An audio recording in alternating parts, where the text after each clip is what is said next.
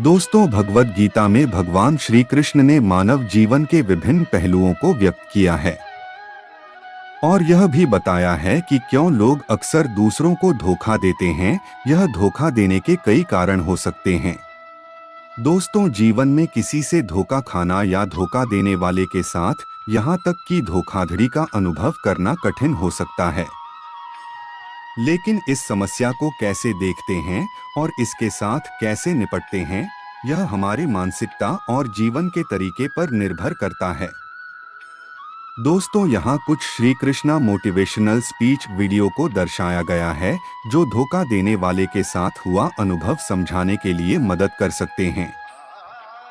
दोस्तों, यह भावनात्मक बोझ उनके विवेक पर भारी पड़ सकता है। इससे उन्हें लगातार चिंता या भय में रहना पड़ सकता है क्योंकि उन्हें अपनी धोखे देने का पता चलने की चिंता रहती है।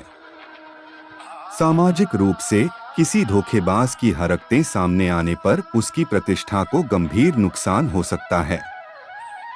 इसलिए हम आज समझने की कोशिश करनी चाहिए भगवान श्री कृष्ण जी के अनमोल शुद्ध विचार से कि आखिरी धोखा या गलत करने वाले लोगों के साथ क्या क्या होता है।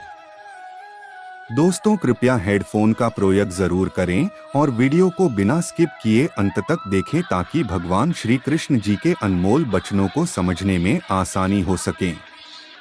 मेरे प्यारे मित्रों, भगवान श्री कृष्ण कहते हैं, जीवन में मनुष्य जो किसी को धोखा देता है उसी समय उसका बुरा समय आरंभ हो जाता है।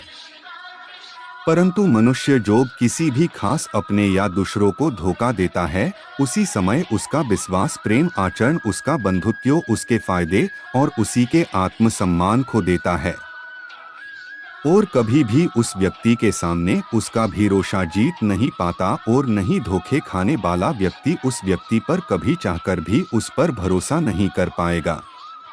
दोस्तों, श्री कृष्ण कहते हैं, मनुष्य जैसा अपने कर्म करेगा उसी प्रकार उसको फल मिलेगा। परंतु जो कोई भी मनुष्य दूसरों को धोखा देता है उसी समय पाप का भागीदार बन जाता है क्योंकि व्यक्ति के मन में नफरत को जन्म देता है।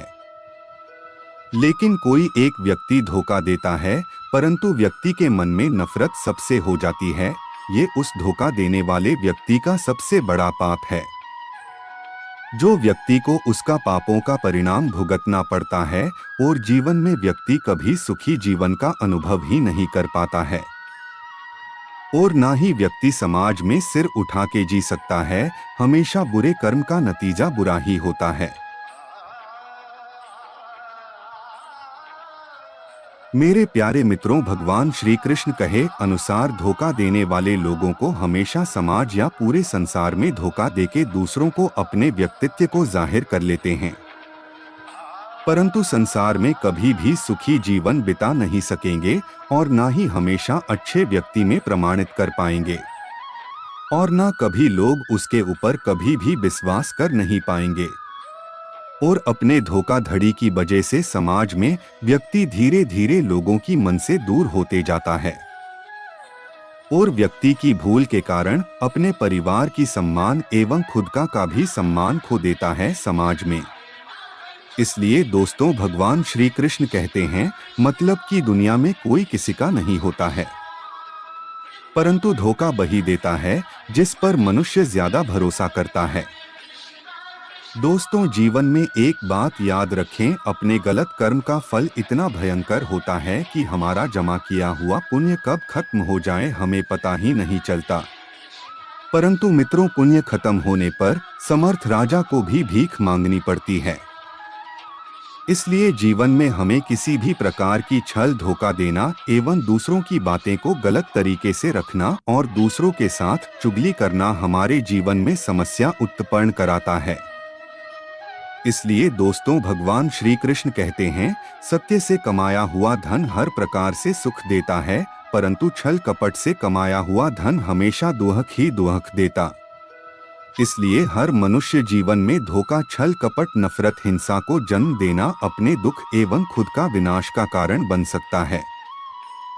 इसलिए धोखा देने वाले व्यक्ति की जीवन में सदैव दुख, पारिवारिक समस्या एवं दूसरों के प्रति और समाज में अपने विश्वास का अंत कर देता है।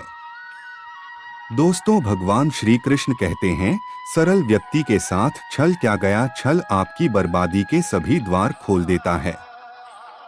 चाहे आप कितने बड़े शतरंज के खिलाड़ी क्यों ना हो। दोस्तों, श्री कृष्ण कहते हैं, विश्वास किसी के ऊपर इतना करो कि वो तुम्हारे साथ छल करते समय खुद को दोषी समझे, और प्रेम इतना करो कि उसके मन में सदैव तुम्हें खोने का डर बना रहे। दोस्तों, भगवान श्री कृष्ण कहते हैं, कर्म वो फसल है जिसे इंसान को हर हाल में काटना ही पड़ता है, इसलिए जीवन में अच्छे कर्म करें ताकि जीवन सुख शांति भर जाए। धन्यवाद मेरे प्यारे मित्रों। जय श्री कृष्णा। दोस्तों, राधे राधे।